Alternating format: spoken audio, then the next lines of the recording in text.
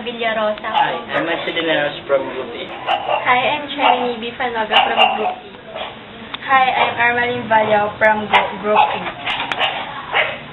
Last but not the least, I'm Elisa Villaluz from Hi, we are the Group A, and we're about to show you the process on how to install an operating system, which is the Windows XP. Ipapakita po natin sa inyo ngayon kung paano po tayo mag-set up ng first boot sa BIOS setup. So, ipipress po natin yung F10. Press po natin yung F10. Then after that, lalabas po yung BIOS system configuration. Then pupunta po tayo sa boot options. At bali po, Phoenix BIOS setup utility po yung BIOS settings ng PC. So, i-enable po natin yung CD-ROM. And then, i-disable po natin yung floppy boot, then internal network adapter boot. So, ganun po yung pag-set ng BIOS setup sa CD-ROM. After po natin ma-set yung CD-ROM sa first boot sa BIOS CMOS setup, i-restart po natin yung PC. Then, mag-enter po tayo. May lalabas po sa PC nyo na, press any key to continue installing. Sabay po, papapasok po tayo dito sa Windows XP Professional Setup. Sa Windows XP Professional Setup, may tatlo po tayo pagpipilian. Press enter to set up Windows XP now. Press R to repair Windows XP installation using recovery console. Saka po F3 to quit without installing. Dahil po mag-install tayo, pipindutin po natin ay enter.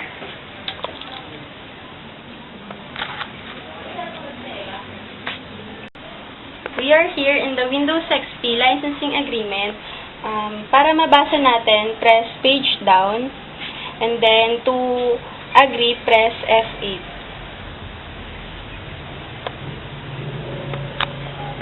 Pagkatapos natin i-press yung F8, ngayon nandito na tayo sa Windows XP Professional Setup. And then to set up Windows XP on the selected item, press natin yung enter.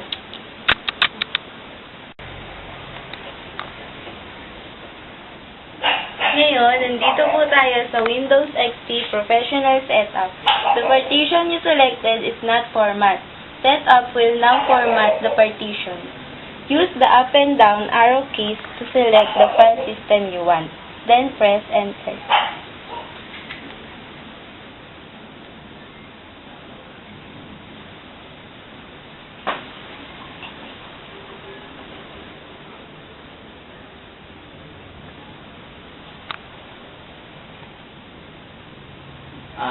Bale po, hintayin po lang natin na saglit para po sa preparing ng installation ng Windows XP. Maghintay lang po tayo dyan siguro mga 10 minutes to 15, usually po, kanyang katagal ay umabot ng 1 hour to 1 and a half.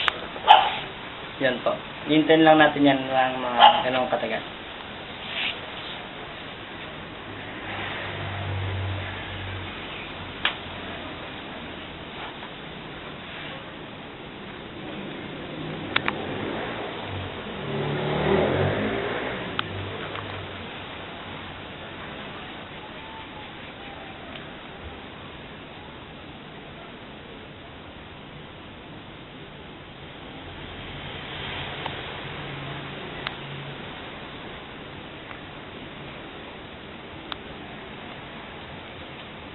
Tapos po, papasok po tayo sa regional and language options. Actually, usually po sa ganitong tab, wala na po tayong binabago kasi ano na po yan, kumbaga custom na po yan ng pagkakasetup niyan. Pipindutin na lang po, kiklik na lang po natin yung next. So, after that, we should personalize our software. So, maglalagay po tayo dito ng name. So, ang itatype po natin is group 8. And then, bali po yung name dyan is yung magiging head or administrator name natin ng PC natin. So, yung organization na indicated dito Hindi naman po siya needed na lagyan pa natin. So, just click next to proceed the installation.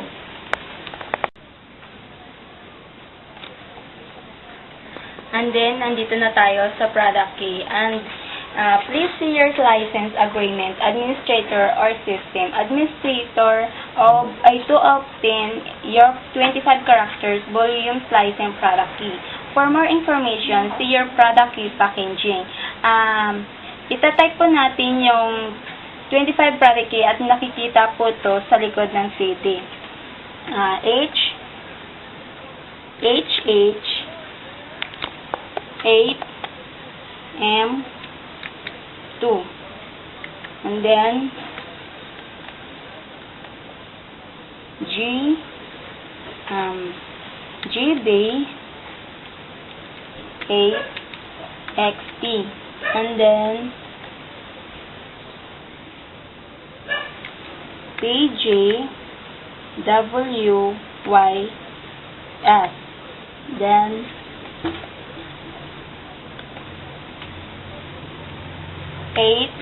WB 28, then and last BB 9M3, and then click natin yung next.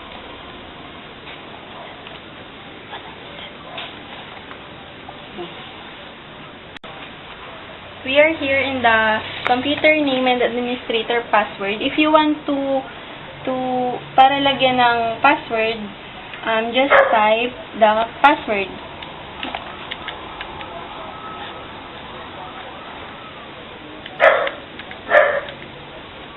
Confirm. And then click next.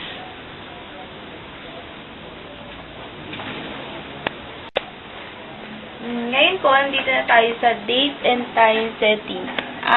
Nasa inyo na po kung gusto nyo baguhin yung time settings, date, and time zone. So, kung wala na pong problema, click next.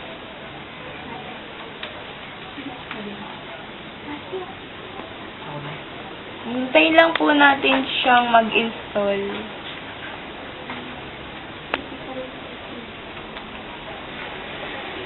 Pagkatapos yan, mamimili po tayo sa dalawang network settings, typical or custom settings.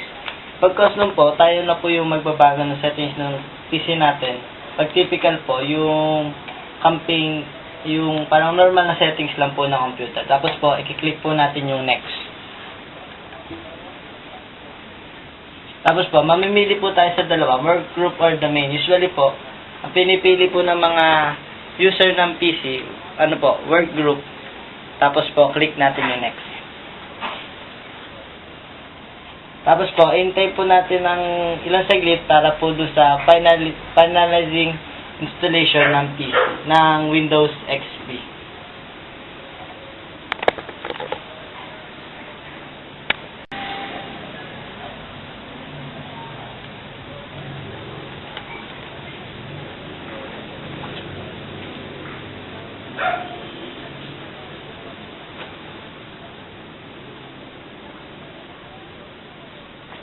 Pagkatapos po noon, automatic po magre-restart po yung PC natin. Tapos po, yun na po. Tapos na po yung pag-install natin ng Microsoft Windows XP.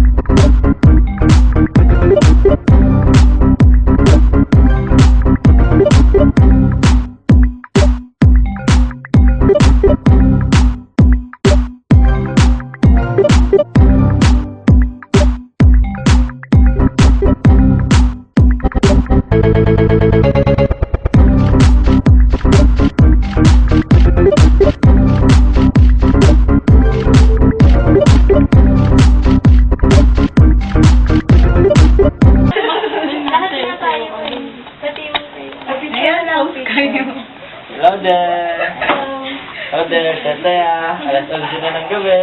Natapos 12 na, patay na kami sa nanay namin. Doon na yung damit sa labas. Si Cherry at si Sihen, paulit-ulit. Cherry! Wala na. Yan si Sihen, siya nagpaulit-ulit. Ang Siya kami taga tuloy, ginagabi. di ba? Siya po, siyang sa rin. Bye-bye!